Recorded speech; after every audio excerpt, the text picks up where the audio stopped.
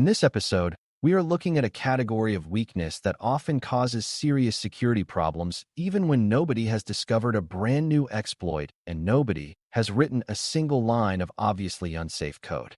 Security misconfiguration issues happen when systems, applications, cloud services, databases, identity tools, or network devices are set up in ways that leave more exposure than the organization intended. For beginners, this topic matters because it proves that security is not only about buying strong technology or patching dramatic flaws. A product can be well designed and still be deployed in a risky way if the wrong options are left enabled, the wrong people are granted access, or the wrong services are exposed to the wrong audience. That makes misconfiguration especially important for a CySA Plus learner, because analysts often spend much of their time finding problems that came from weak setup choices rather than from broken mathematics or advanced malware. Once you understand that secure technology can become insecure through ordinary configuration mistakes, you start seeing why everyday setup decisions can have breach-level consequences. Before we continue, a quick note.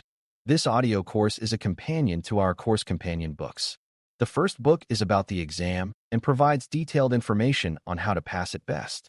The second book is a Kindle-only ebook that contains 1,000 flashcards that can be used on your mobile device or Kindle. Check them both out at cyberauthor.me in the Bare Metal Study Guide series. A good starting point is to define what a misconfiguration actually is in practical terms. A security misconfiguration is a condition where the settings, rules, options, or deployment choices of a system create unnecessary risk or fail to enforce the protection the business expects. That could mean leaving a management interface open to the internet, granting overly broad file permissions, exposing a storage location to the public, keeping default settings that were only meant for initial setup, or disabling logs that would have helped detect abuse. The key idea is that the weakness often comes from how something is arranged, not from a hidden software defect deep inside the product.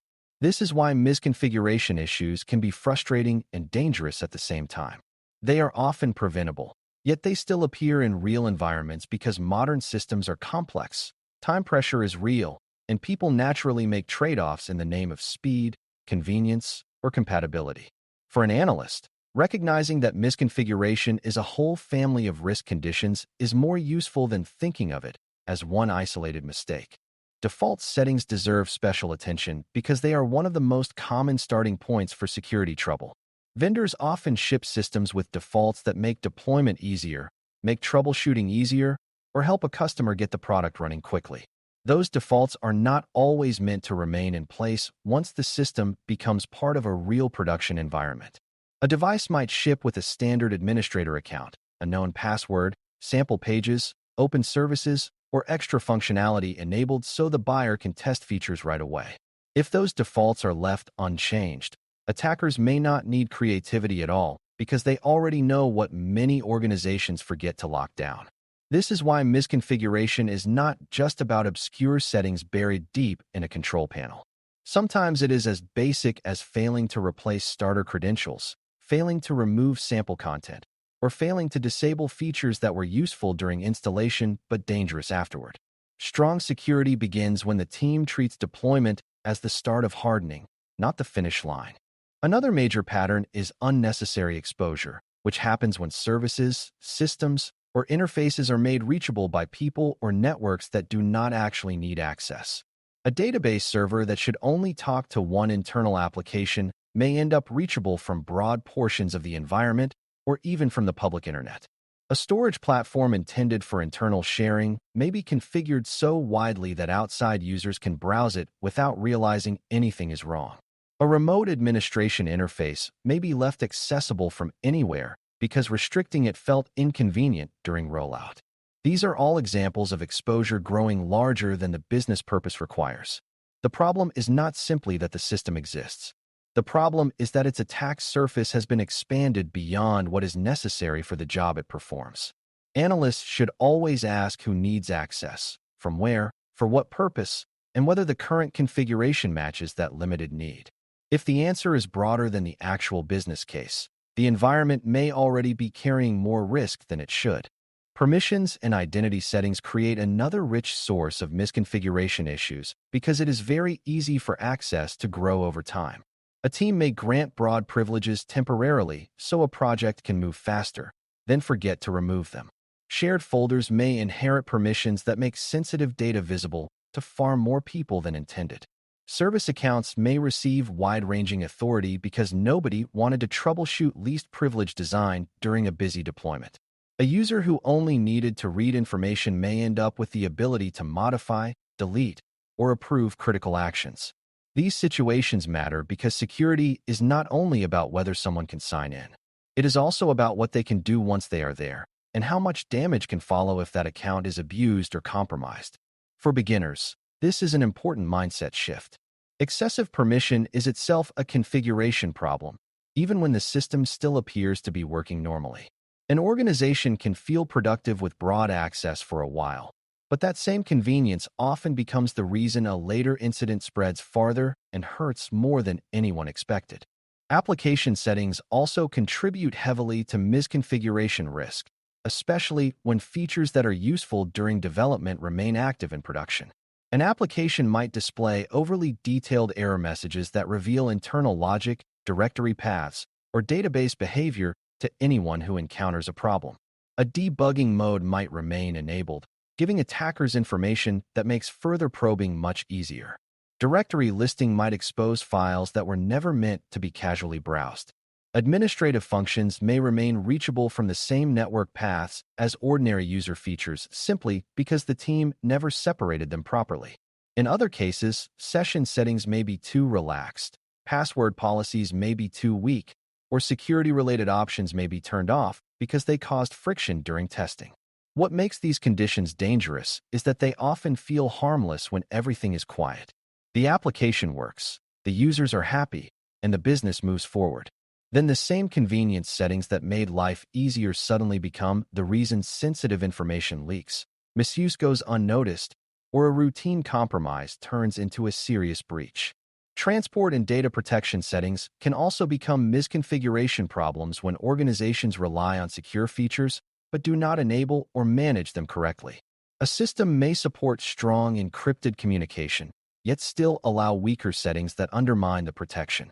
A certificate may be installed incorrectly, renewed late, or trusted too broadly. Sensitive records may be encrypted in one place but then copied into backups, exports, or temporary storage areas without the same protections. Secrets such as keys, tokens, and database credentials may be stored in locations that are too easy to access because the configuration prioritized convenience over separation. These examples are important because they show that protection is not only about whether a product includes a security feature. The organization must also choose to use it properly, maintain it carefully, and apply it consistently wherever the sensitive data actually travels. Analysts benefit from thinking about this as a configuration problem of trust and handling rather than a narrow technical issue. If the settings around protection are weak, then the existence of secure capabilities on paper may not help much in practice. Cloud environments have made security misconfiguration even more visible because they allow organizations to build and expose infrastructure at tremendous speed. That speed is useful, but it also means a small setup mistake can create immediate internet-facing risk. A storage repository may be left publicly accessible when it was intended for internal use only.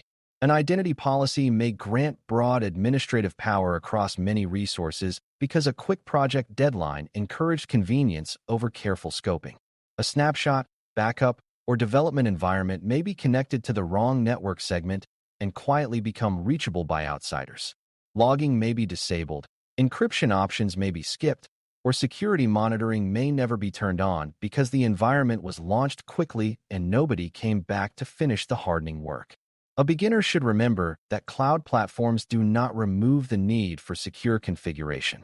They often increase it because the organization can create very powerful resources in minutes, and those resources will faithfully follow whatever permissions and exposure settings were chosen, whether those choices were wise or not. Change over time is another major reason misconfigurations appear, even in organizations that started with decent intentions. A system may have been securely deployed on day one, but later changes introduced drift as new projects, exceptions, integrations, and urgent fixes pile up. A firewall rule added temporarily during troubleshooting may stay open for months. A development shortcut copied into production may never be revisited. A test account may survive long after testing ended because nobody wanted to risk breaking anything by removing it. Bit by bit, the environment stops matching its original secure baseline and becomes a patchwork of practical compromises. This matters because many security issues are not born in one dramatic moment. They grow from many small decisions that each seemed reasonable at the time. Analysts need to be alert to that slow accumulation of risk.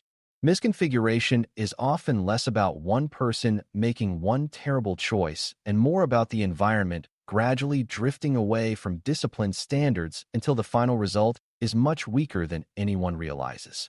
Because of that drift, secure baselines and standard builds are extremely important in defending against misconfiguration.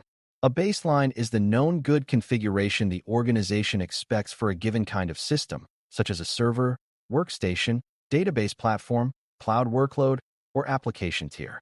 Without a baseline, teams may believe they are configuring systems securely when they are really relying on memory, habit, and informal local practice. That approach usually produces inconsistency, and inconsistency is exactly what attackers and analysts both notice first. One server has a hardened configuration, while another nearly identical server exposes extra services and different access rules because it was built by a different person on a different day. Standardization helps reduce that randomness. It also makes review more meaningful because the analyst is no longer asking whether a setup seems reasonable in a vague sense.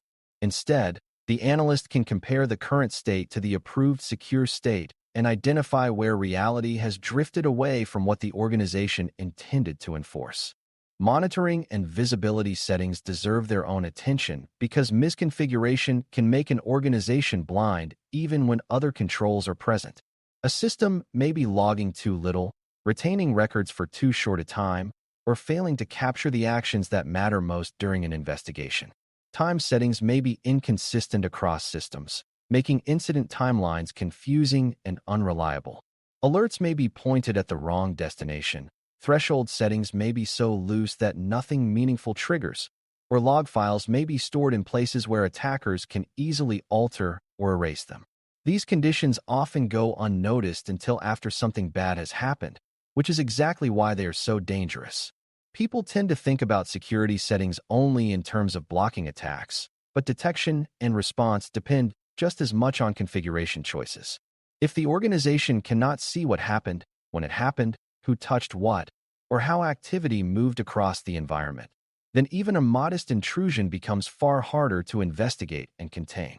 Misconfiguration can therefore weaken not only prevention, but also the entire defensive ability to understand and respond. Network and segmentation settings also play a major role in this topic because a system's risk is shaped not only by what it is, but by where it sits and what can reach it. A service intended for a narrow internal purpose may be placed in a broad network zone where far more devices can talk to it than necessary. Systems with very different trust levels may be allowed to communicate freely because segmentation was never tightened after initial deployment. An administrative tool might share the same exposure pattern as a public-facing service, even though the consequences of compromise would be vastly different. These are configuration choices, and they matter because attackers rarely stop at the first foothold they gain. Misconfigured network paths often make later movement much easier by removing boundaries that should have slowed or contained the intrusion. Analysts should therefore think about reachability as part of security posture. A server with a modest weakness may still be relatively low risk if its exposure is narrow, while a similarly configured system with broad network reach may deserve urgent attention because of the pathways it opens. It is also important to understand why organizations keep making these mistakes even when the risks are well known. Misconfiguration is often the product of ordinary human and organizational pressures rather than negligence in the cartoon sense. Teams are busy, environments are large, ownership may be split across different groups, and security requirements can compete with speed, uptime, compatibility, and cost. A system administrator may leave a service open because a vendor integration kept failing. A development team may disable a stricter setting because it slowed a rollout and nobody wanted to be the reason a deadline slipped. A business unit may request an exception that feels temporary but then quietly becomes permanent. These decisions are understandable, which is exactly why they are dangerous.